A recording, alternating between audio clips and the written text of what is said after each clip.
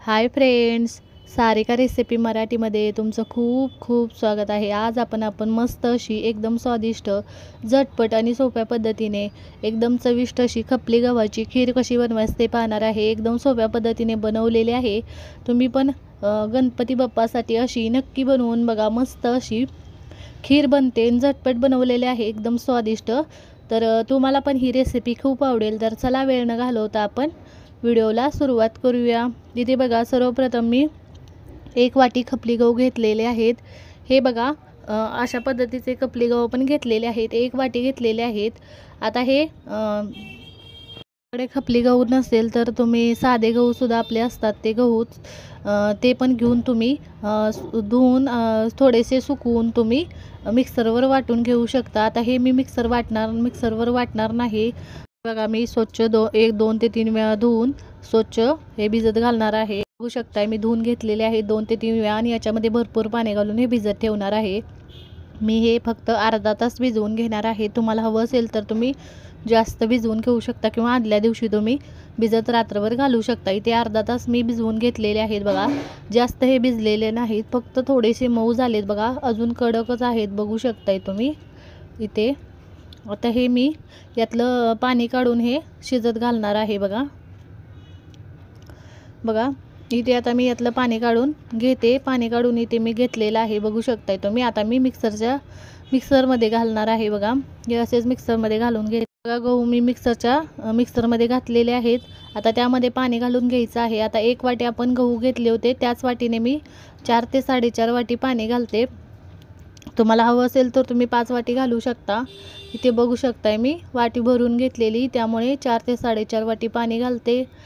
इथे बघू शकताय, पाणी घातलेलं आहे मी आणि याच्यामध्ये फक्त आपल्याला चिमूटभर मीठ घालून घ्यायचं आहे, म्हणजे खीर आपली छान चव लागते। बघा, खिरीला हवं असेल तर तुम्ही 2 चमचे तूप पण घालू शकता गहू शिजताना। झाकण लावलेलं आहे। याच्या झाकण लावून मीडियम फ्लेमवर मी 6 ते 7 शिट्ट्या करून घेणार आहे। शिट्ट्या झालेल्या आहेत, 5 ते 6 शिट्ट्या मी करून घेतलेल्या आहेत। इथे बघू शकता। आता आपण चेक करूया आपले गहू कसे शिजलेत। तुम्हाला हवं असेल तर अजून 1-2 शिट्ट्या तुम्ही करून घेऊ शकता।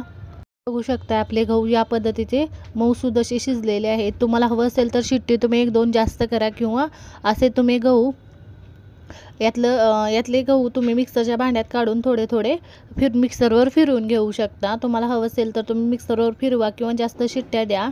आणि मऊसूद असे गहू आपले शिजलेले आहेत आणि मॅश करून घ्यायचे आहेत। थोडेसे मी इथे मॅश करून घेते। बघा, मऊ छान शिजले की छान असे मॅश होतात। बघा, त्यामुळे चांगले आपल्याला शिजवून घ्यायचे आहेत। बघू शकता, एकजीव झाले पाहिजे, एकजीव झाले की चव छान लागते। बघा, आपल्या इथे खिरीला इथे बघू शकता। आता यामध्ये अजून थोडेसं ज्या वाटीने आपण गहू घेतले ते त्याच वाटीने 1 वाटी मी गरम पाणी यामध्ये घालून घेते। गरम पाणी घातलेलं आहे, बघू शकताय तुम्ही। आता गरम पाणी घातलेलं आहे आणि त्यामध्येच त्याच वाटीने 1 वाटी मी एकदम बारीक चिरलेला गूळ घालून घेते। 1 वाटी गूळ घातलेला आहे, असेल तर तुम्ही 1.5 वाटी सुद्धा घालू शकता, तुमच्या आवडीनुसार गूळ घाला। गूळ घातल्यानंतर मिक्स करून घेतलेला आहे, बघू शकताय। आता त्यामध्ये मी इथे बघा ड्रायफ्रूट्स घालून घेते।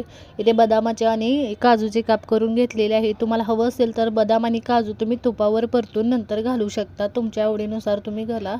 इथे बघू शकताय। आता यामध्ये मी इथे 2 ते 3 चमचे साजूक तूप घालून घेते।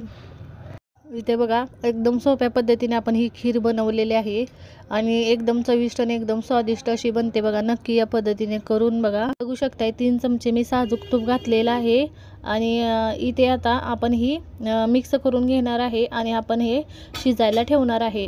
गॅसवर इथे आपण ठेवणार आहे, मिक्स करून घ्यायचं आहे व्यवस्थित सगळं आणि एकदम मीडियम फ्लेमवर हे छान असं मी शिजवून घेणार आहे। आणि शिजत असते तोवरच असं आपल्याला छान असं मिक्स करून असं याला एकजीव करून घ्यायचं आहे। बघा, चांगली अशी थोडीशी आपल्याला ही चमच्याने अशी थोडीशी वाटून घ्यायची आहे। या पद्धतीने बघा, मी चांगले मॅश करून घेतलेली आहे, जास्त पण मॅश करायचं नाही आपल्याला।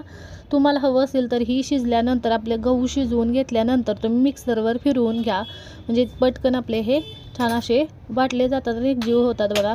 7 ते 8 मिनटं चांगलं मी हे शिजवून घेतलेलं आहे बघा.